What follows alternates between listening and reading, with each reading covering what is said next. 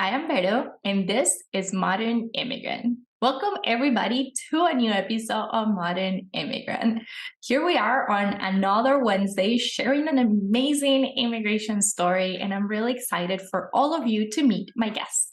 I had the amazing opportunity to meet Marcia and talk to her about her immigration journey. Marcia moved to the USA when she was around 7 years old from Ecuador. We explore how her immigration journey has impacted her life, and all of her identities. We talk about how your immigration journey can sometimes make you feel a little less confident at some points in your life. But we also talk about how that diversity that sometimes can make us feel out of place or not enough can actually be and is our strength. We also talk about the venture capital and the startup world where Marcia has been created an amazing impact in raising the important questions, in including all of the voices, and in bringing diversity to all of the spaces. Marcia is motivated by economic justice, by equity, and by creating opportunity for those who haven't had the chance. Her own immigration journey has inspired her to do an amazing work in spaces where we need more immigrants, where we need more diverse populations. In this interview, she's going to tell you more about her work, the impact that she has created, about the accelerator programs that she has been part of to support others in their journeys. Marcia also shared amazing resources towards the end of the interview. So get comfortable, enjoy this interview, and I hope you get to share it with others too if you found it helpful and if you liked it. Thank you one more time for being here. Don't forget to subscribe if you're watching us on YouTube or if you're listening or in all of the podcast platforms. So don't forget to subscribe and follow us so you don't miss any of the future interviews. Thank you one more time. Enjoy. I'm so excited. Welcome everybody to another episode of Modern Immigrant. Marcia is here with us today. Marcia, welcome. Awesome. Thank you so much for having me. I'm really excited. I'm really excited too. I think we were talking about this before starting to record. I'm really happy that you're here, and I'm happy that we're going to be talking about your immigration and also your identity as an immigrant and the other identities that you have. But why don't we start by hearing when did your immigration journey start, Marcia? From where to where and how long ago? Yes, I'm happy to do that. And so my immigration story happened when I was younger, when I was a child, when I was about 7 years old. Like, it's either like a month right before, a month right after I turned 7. I can't remember the exact date. And I had moved with my parents and with my younger brother. And I had moved from Ecuador, more specifically from Guayaquil. And I moved to my tia's house and honestly in a small town in Massachusetts. To this day, I'm like, Tia, what led you all to choose that town? So yeah. Do you remember the name of the town? Oh yes, it's Milford, Massachusetts, and my family and other family members are still here to this day. And it's funny because my family had been a part of a big migration movement in Ecuador when there was political and economic changes happening in the country, where a massive amounts of families had moved in that late 1990s and early 2000s period. And what's funny about this town, Milford, is that about a decade later, there were thousands of indigenous Ecuadorians who moved to this town. And I would love an anthropologist or sociologist to do a study of it, because I think besides New York and Miami, this town in Massachusetts has like a high number of Ecuadorians. That is kind of amazing. That's a very interesting kind of like fact. Thank you for sharing that. Are you still in that town till this day? I moved back during the pandemic. I had been in Washington, D.C. for some time and had been traveling for work in the U.S. and honestly throughout Latin America too. But the pandemic, as it caused many people to move around, and this was one change for me. It was moving back here. I was for Marcia, 7-year-old Marcia, moving to the US to a small town from Guayaquil. Like, what are those memories that you still kind of hold? Because I feel like memories, like migration memories, are very, very strong memories. Like, no Yes. matter the age, we have like that almost like a connection to the emotion, like the day I left, or the airplane fly, or the journey. So what were some of those memories that you have of leaving Ecuador, of arriving to the US, that you would like to share in this space? Yes. Uh, Actually, I'm glad you bring that up, because I around memories being really strong, because there are definitely things that I've never forgotten about. And when I hear the words migration or immigration, for me, I'm like, those memories immediately come up. And one is right before moving, I remember I had to give away all these toys to many of my cousins, primas, and primos. And I remember specifically I had this awesome just dollhouse that I wanted to bring with me. And my parents were like, "There's no room," and I gave it to my cousins, and one of my cousins still has it to this day. When I go back to Ecuador, That's it's like, amazing. and I saw it on a trip back, and it just was so nostalgic. But I remember that, where it was like, we're packing up, you can't bring all your toys with you. This is the things that you can bring. And then I remember when we got to the US. I don't know why I remember this, but we were really hungry. And for some reason, I just remember that we made this stop at Burger King, and we didn't really eat at Burger King back in Guayaquil. And I had this big like chicken sandwich and then I just remember feeling like, wow, everything is so different here. The way that houses look, very different. Nature looked different. The weather was colder. Oh, It just felt different. that is so amazing for a little kid to pick up on the difference so fast, right? It is such a different experience, and it's interesting that you still remember that. What were some challenges, Marcia? Like, I think it's always really important to kind of like express what were the things that were difficult, the barriers that you have found. And I know this is not necessarily the 7-year-olds you, I think it's the whole immigrant in you, right? Like, you're right to a country when you were a kid, starting school as a kid in another country, the language, I know it's probably a very broad question, but I would love for you to speak on some of the challenges that you have encountered as an immigrant Latina in this country.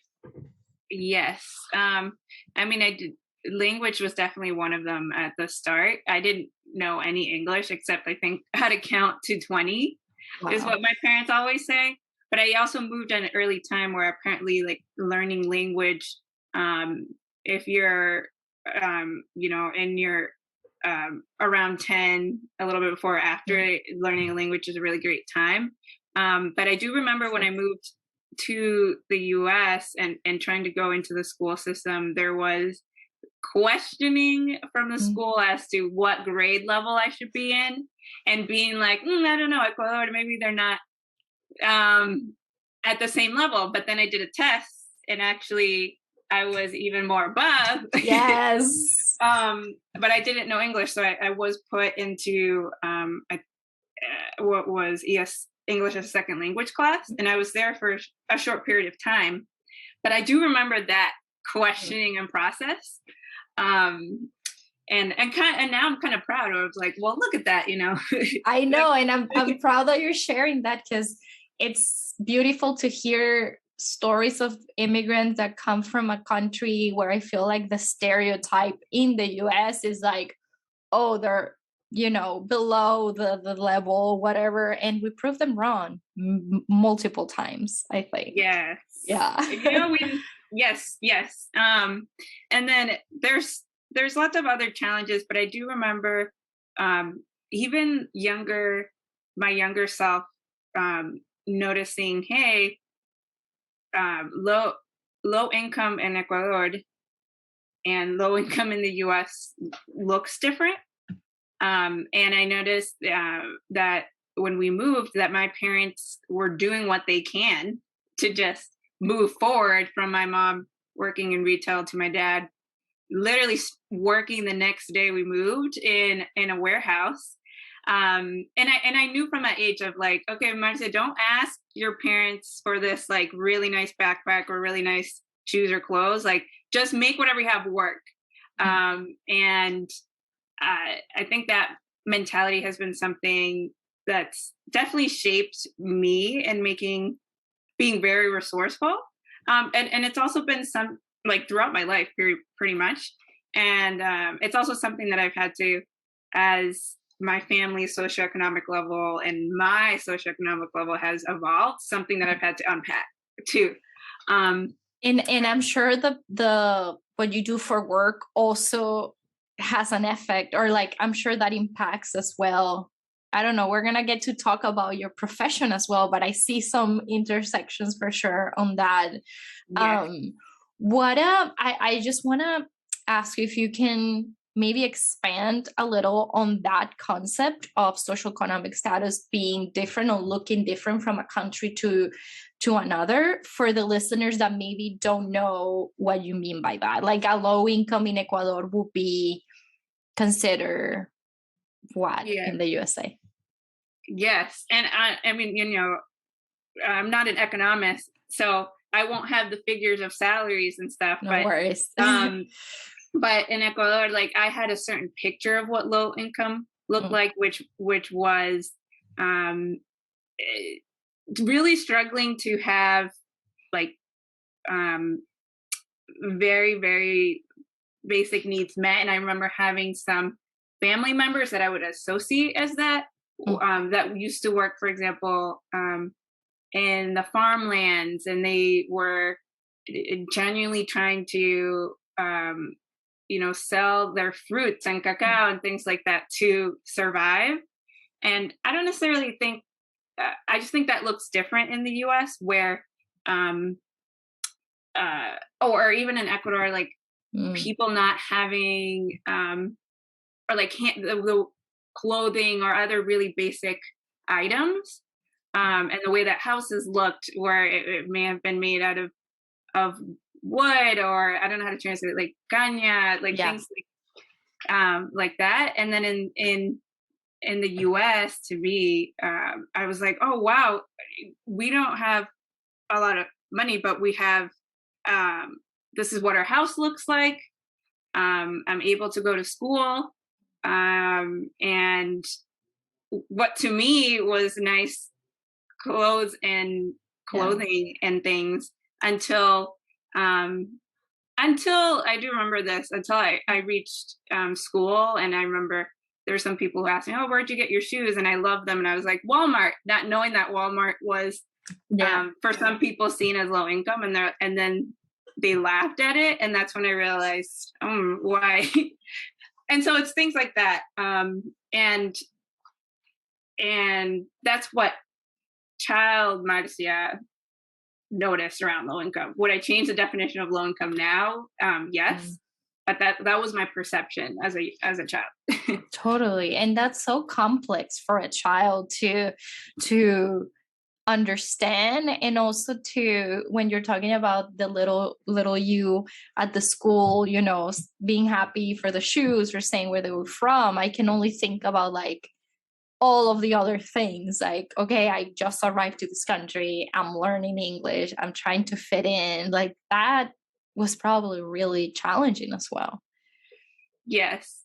I have one friend who we ended up being friends like for decades, and she actually had been assigned to welcome me to school. And there was some period that for some reason I don't remember, or I like didn't want to remember maybe. And I had asked her, hey, how was I like when I first moved? And she was like, I could tell that you were unhappy at times, like right when you first moved there. And and hearing her say that was interesting because when I asked my cousins in Ecuador, like, how was I like? And they're like, you were the leader of our group. You were, and so it made me wonder, did I lose a little bit of confidence through that migration for some time that now as I'm older, I'm like, you know what? I'm regaining it in a different way. I love that you're talking about that because it makes me feel a little less alone in that experience of that. I also feel like my confidence got impacted as a migrant. I migrated to the US already as an adult. So that was like, whoa, whoa, whoa, all the things that I don't know. And it's kind of similar to, in a way, to the things that you experience, like saying things that then people were like, that's not, that's not what it means, or putting a weird face or not understanding. And I think people that are listening can also connect with that. No, how do you feel like, because we have all experienced this, maybe not so confident or like not feeling so confident or trying to navigate this, I don't know if to say new personality, but this new identity of, okay, now I live in this country, now I'm an immigrant, now I don't belong as I used to. Mm-hmm. Do you feel like there was a point where you started to gain that confidence, or you're reclaiming that now, or how have you navigated that in a way? Yes, it took me, I'm a work in progress. We are. And it's taking me, a long time to reach, I would say, the point where I'm at right now, which is around reclaiming and getting to say, this is my story and this is how I want to tell it.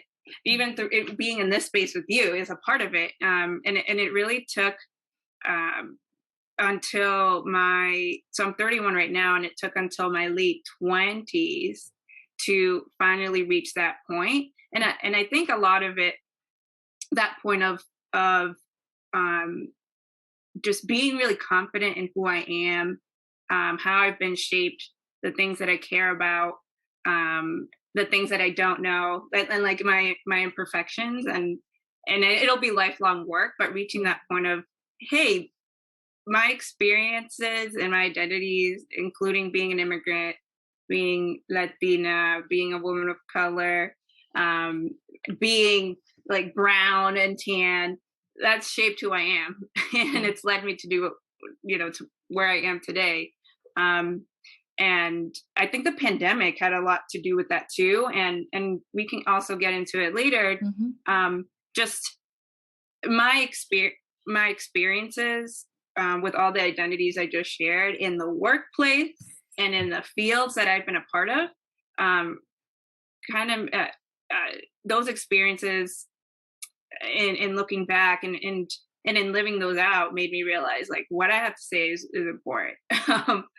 And who I am is important. I don't want to fit into the status quo.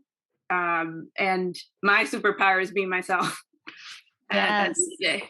And it's a journey and it's a process. I'm glad that you're saying that. I don't think we get there from one day to another, right? Like, we don't gain that confidence, or that, I don't even know if the word is confidence, but we don't understand the reason why we're in a certain space until we have been working on ourselves and accepting who we are, and being proud of where we come from too. I think that's a huge part. I feel like as immigrants, sometimes we battle a lot in between this, I have to fit in and I want to look more or appear or behave like, certain thing. And then we kind of forget where we're coming from. But I feel like a question I had also for you, it's part of what you're saying, is the positive aspects, or what you feel you have gained as an immigrant.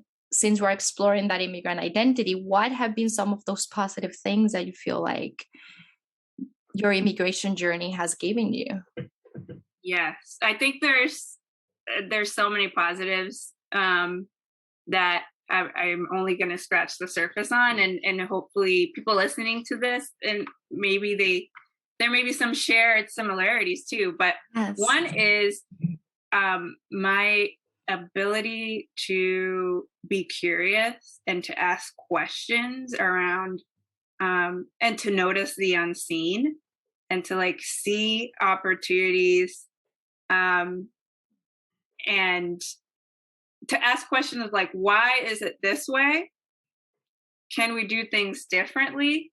Mm. Can we be including these voices that haven't been a part of this? But just generally, that critical thinking and perspective. And I definitely think that was catalyzed from my immigration experience. Like I mentioned, just seeing the differences between family and people I knew. Ecuador, then I moved to the US, and it's like, wow.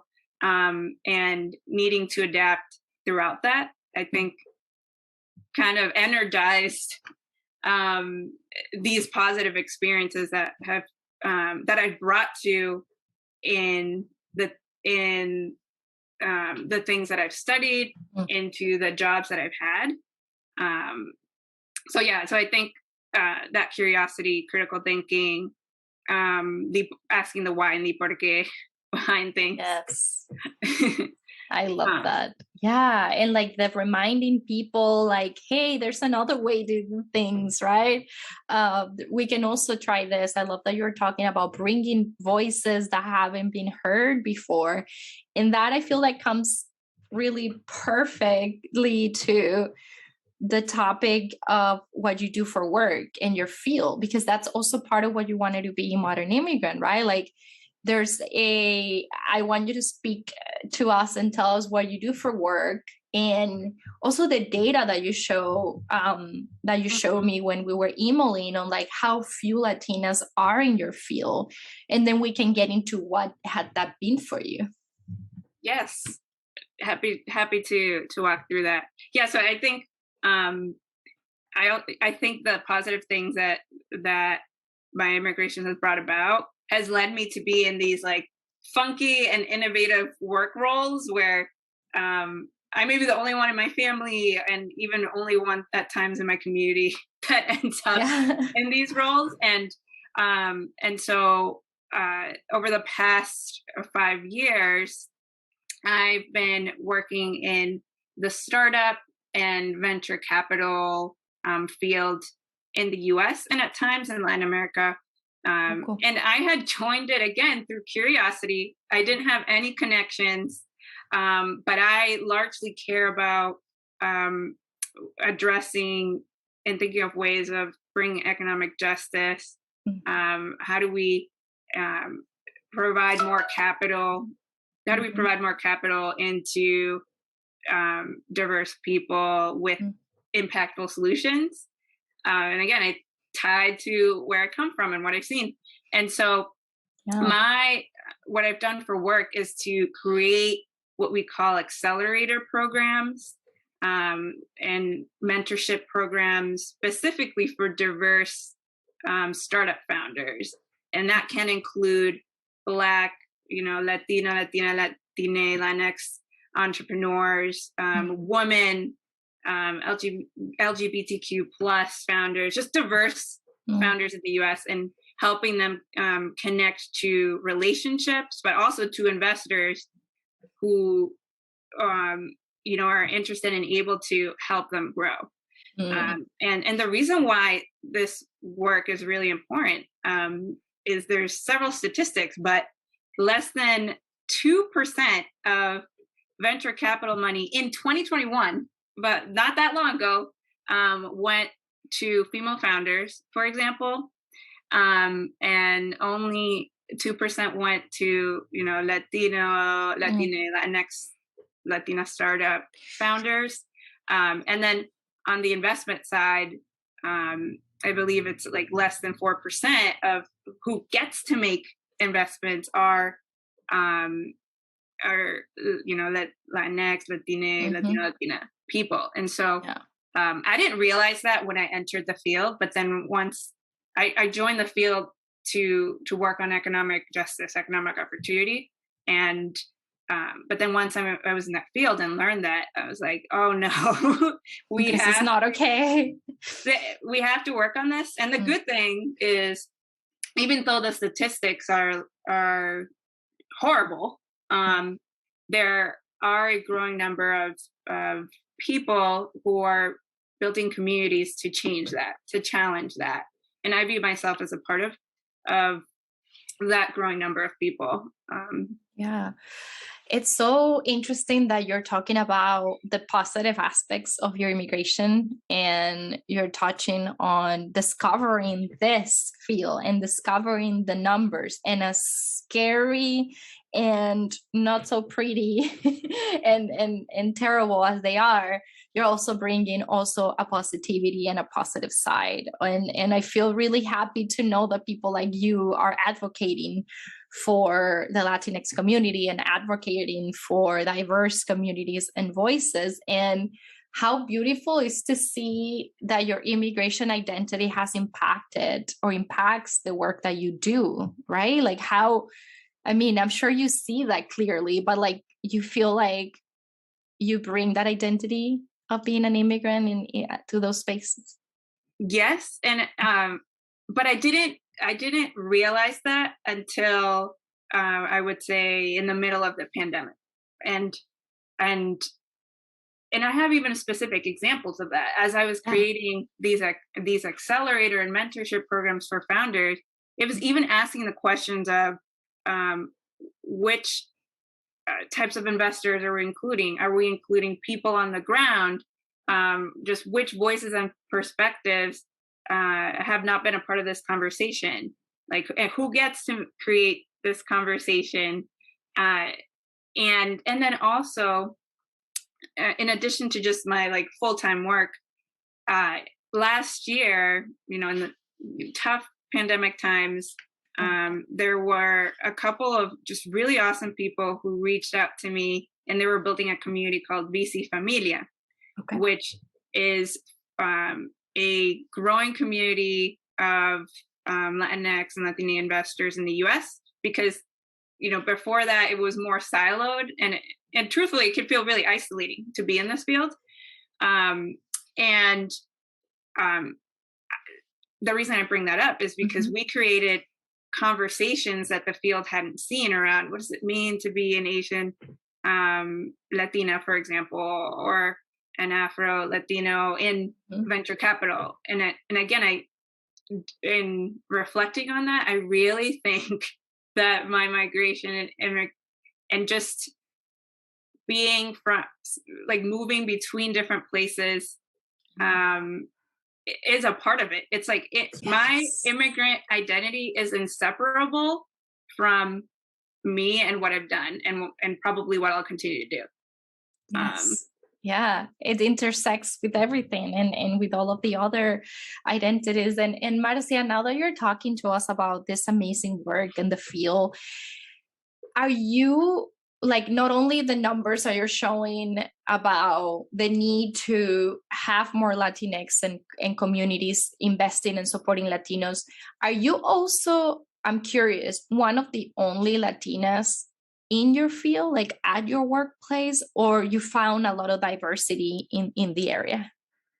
I would say when I first started, it's interesting because my career, I now have like 10 years of my career after college, and every place that I've joined, I tended to be like the only Latina for the until they hired someone else potentially, and truthfully, so one of the first, or and then became one of the few.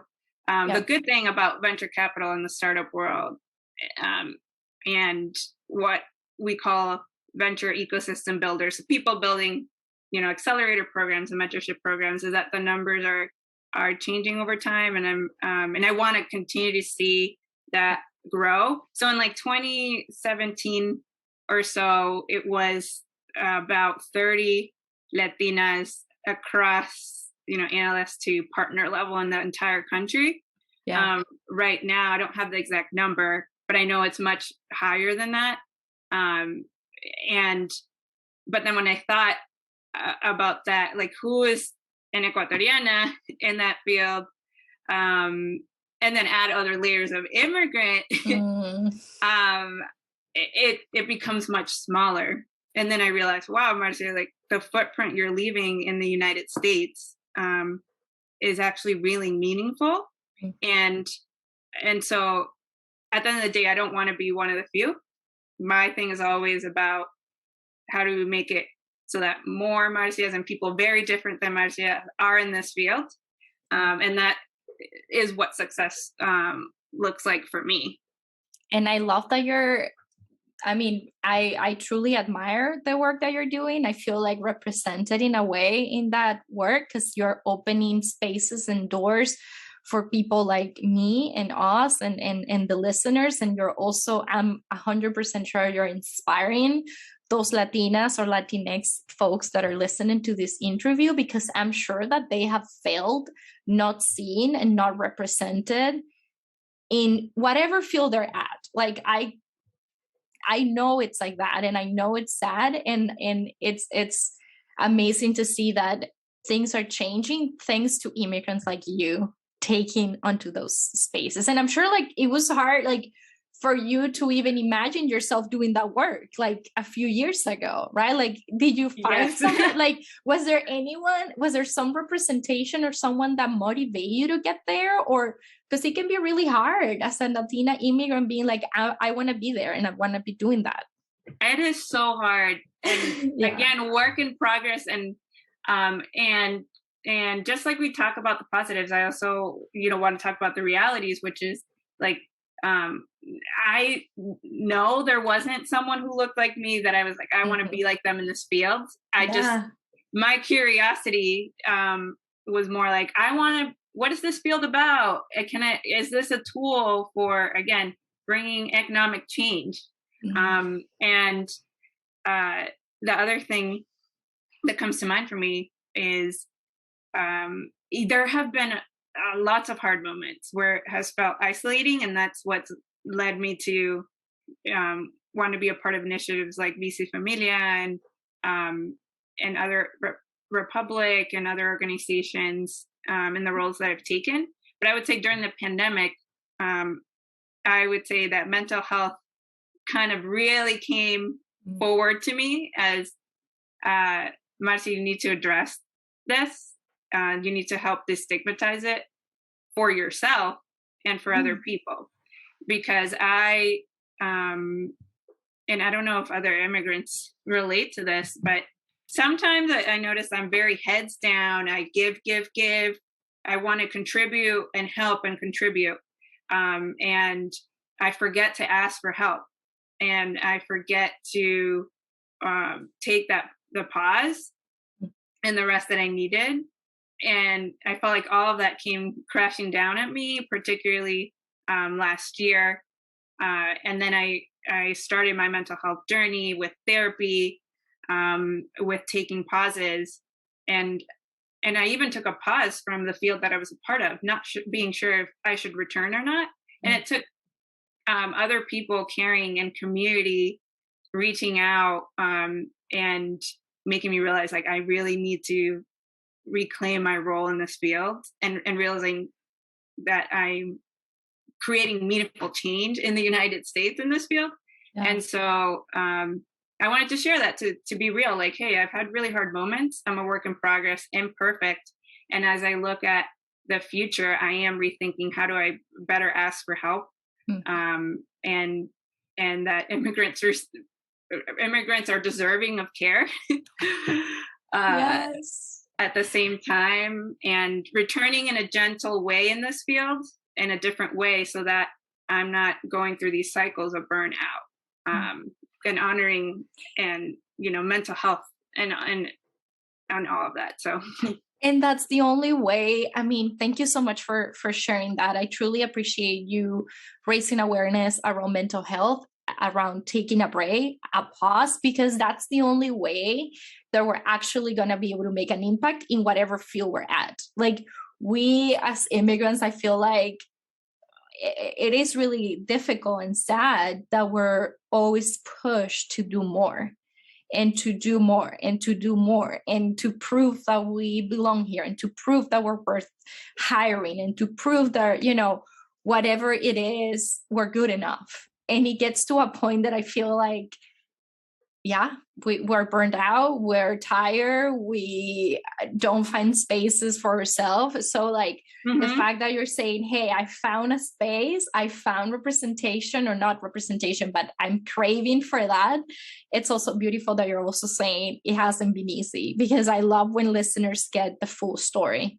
And the reality is that I feel like we have all felt, like you have felt during the Yes. pandemic, or at some point in our life, and especially the pandemic. I think we were all like, okay, we need to take a break for real. Yes. So I truly appreciate that. And it's not easy being a person trying to make change and an impact like you are. Yes, it's not easy, but if you do find, which I'm in the journey of now, like trying to find community care, Mm. because it's not just me caring for myself. At the end of the day, we need each other, and finding other people who are there in the tough times, whether it's in your field, family, friends, whatever it is, that is so important, and something that I'm trying to um, put to the forefront, Yeah. so that I'm not going through these cycles. So yeah, I have definitely failed. I've had lessons to learn. I'm imperfect, and that's okay. Thank you, Marcia, for saying those words. I want to like repeat them over Instagram and TikTok and whatever I share this interview, because I feel like we need that reminder. We need to like put a sticky note in a mirror that says that. Marcia, as we're finishing and wrapping up this interview, I would love to ask you, what does it mean for you, or to you, to be an immigrant, to be a Latina immigrant in the US? Ooh, An that's easy, very easy question. very easy. I think Yeah. you say what comes top of mind. It means being a curious powerhouse, a seer of opportunity, a lover of complexity. It means living in duality. So, what I mean by that is that it's oftentimes not just this or that, but it can be this and that at the same time. And it means um, it means complexity and beauty in that at the same time. So What a beautiful answer. I loved it. And I would love for you to, as we say goodbye, I would love for you to share any other either resources. I always like to open the space for either resources, links, or social media, or any final message that you would like to leave to the immigrants that are listening and that are part of Modern Immigrant. yes, I guess I'll share both.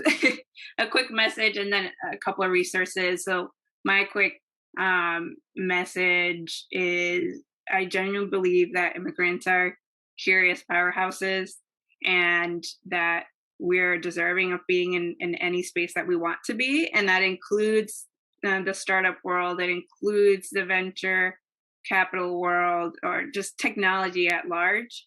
And so there's a couple of, and that if you look at the statistics, immigrants have created um, some of the biggest and some of the most impactful technology companies in, at least in the U.S. today, and there's just so many talented founders who are immigrants too, and then in terms of resources, I mean, I'd love to share even just my ID, Marcia X Chong. I'm also on TikTok, but my TikTok is more of just my random thoughts of the world. And then I'm gonna find you, because that's Modern Immigrant TikToks is also more open and random, so I like that. Yes, and then if you are curious about potentially joining the venture capital world, like being an investor or just a startup founder, there are resources like Black Ambition, which is a annual prize competition by creative genius and music producer Pharrell Williams. That probably that's a resource available for Black and Latinx Latina founders. There's Republic, which is a movement helping everyday people with, as little as $50 be able to invest in startups. There's organizations like VC Familia, Black VC, and others that are trying to get more diverse people in this space. But if you check out my IG, you'll see that there are more resources there. I can't even think of them all, but no, I will not only add your IG, but I will also love if we can probably email those links, or I can try to find the ones that you said so I can put them in the description of the episode. That way people can go and find them. I do have a last question now that you were talking about, encouraging people, especially those listeners that want to get into this world and this field. I know so many immigrants that have this desire, passion, and dream to have a startup, start their business. What's your knowledge in terms of legal status for immigrants in entering this environment? And I know it's okay if this is not something that you know of, but can they apply to some of these programs? Can they apply to some of those funds, or it's just for American citizens? It sounds like that's sometimes like a barrier that some immigrants are facing. Yeah, that's a great question. I can't speak to the legal status specifically because I'm not as knowledgeable, but I do know that some of the programs I mentioned, they care more about what's the geographic focus of this company, where is the founders based. That's what the programs care more about, less than legal status. And then if the company has incorporated the company, is it incorporated in the United States, for example? If the accelerator program is focused on the US, those are the types of questions that I've seen been asked, less than like, what's your legal status as a founder? And then I can't remember it from the top of my mind, but this could be a resource that is shared in the notes. But I know that there are VC funds that are specifically focused on investing in immigrant startup founders and are much more knowledgeable than what I just shared on, hey, let's help you as a founder on your legal status and what does that look like. So I can share those too. That would be amazing. This is the first time we touch on this from this point of view and perspective. So I truly appreciate, Marcia, not only your story as an immigrant, but the work that you do and your desire to share it here with us. So thank you so much. Yes, thank you so much, Veronica. I really appreciate you creating this space. And it's just been an honor to, and we mentioned even before we hit record, like this being really the first type of space where I'm talking about this externally to the world. And it's just been so fun, and hopefully it resonates with others. I truly feel honored that you open up about this topic here, and hopefully more people feel inspired to go after their dreams or come share their story in Modern Immigrant as well and to participate. So thank you everyone for listening and those that were watching, and thank you, Marcia, one more time. Thank you. Thank you.